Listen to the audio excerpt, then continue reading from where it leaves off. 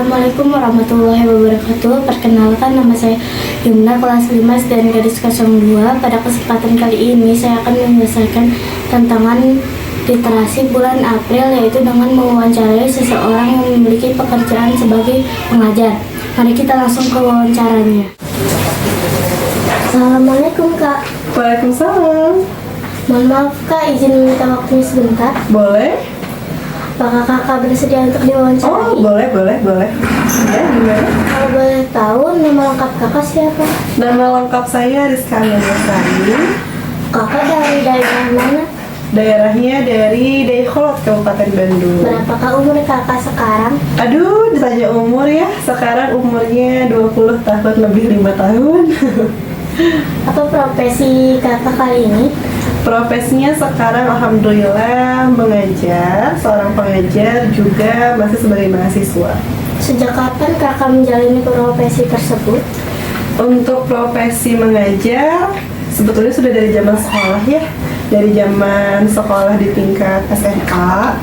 Tapi untuk yang lebih seriusnya sekitar tahun 2017 atau 2018. Apakah kakak sebelumnya memiliki cita-cita sebagai pengajar?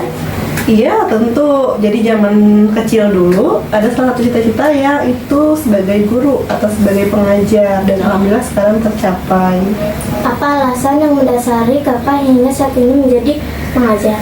Iya, dasarnya adalah karena senang salah satu mata pelajaran dan beberapa pelajaran juga. Kemudian senang bertemu anak-anak, juga memang senang gitu kalau melihat anak-anak tuh bisa gitu.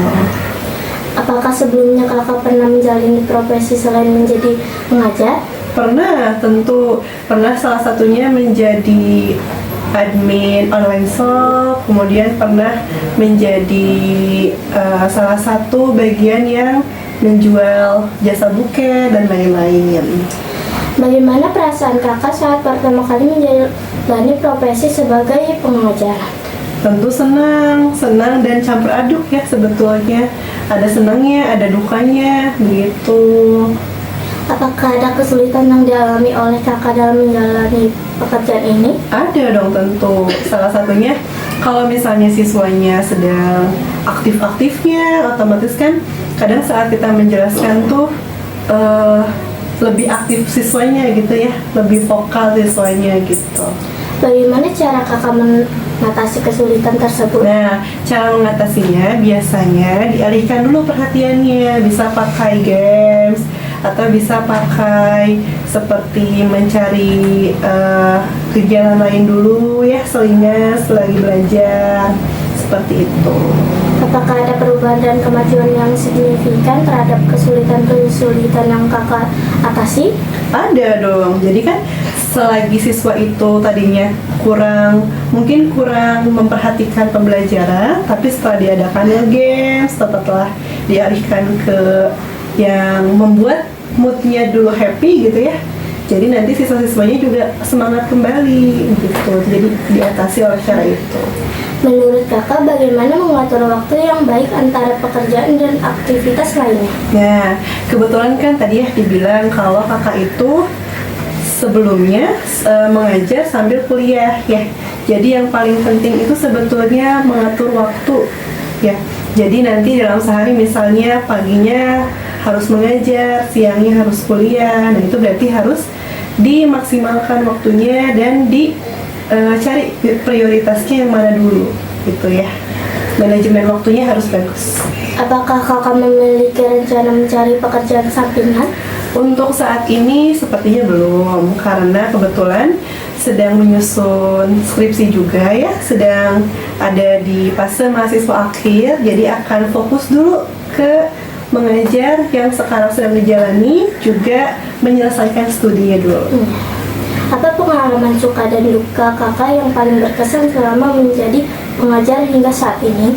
Banyak tentunya. Sukanya banyak, dukanya ada tapi tidak banyak.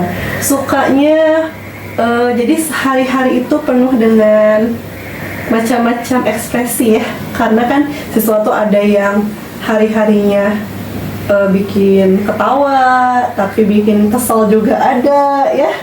Tapi happy gitu, banyak warna. Kalau dukanya sedikit banget sih sebetulnya, cuman yang sangat dirasa tuh kadang gimana caranya mengatur mood sebagai seorang pengajar saat moodnya sedang kurang baik, tapi di depan anak-anak di depan peserta didik tuh harus tetap ceria gitu. Apakah ada saran dari kakak untuk memotivasi generasi berikutnya dalam menggeluti profesi pengajar di zaman milenial ini? Jika ada, tolong sampaikan saran tersebut. Oh, saran ya untuk anak-anak, apapun cita-cita kalian, mau itu menjadi seorang pengajar, mau menjadi seorang dokter, pilot, atau apapun ya selain pengajar, pokoknya raihlah cita-cita itu, tetap belajar dengan semangat, kemudian jangan pernah berhenti mencoba ya. Semuanya itu pasti akan bisa, mau apapun itu pasti akan bisa kalau mau diusahakan ya, dan mau dicoba begitu.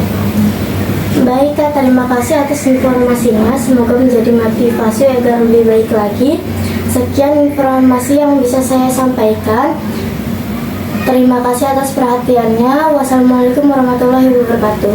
Waalaikumsalam warahmatullahi wabarakatuh.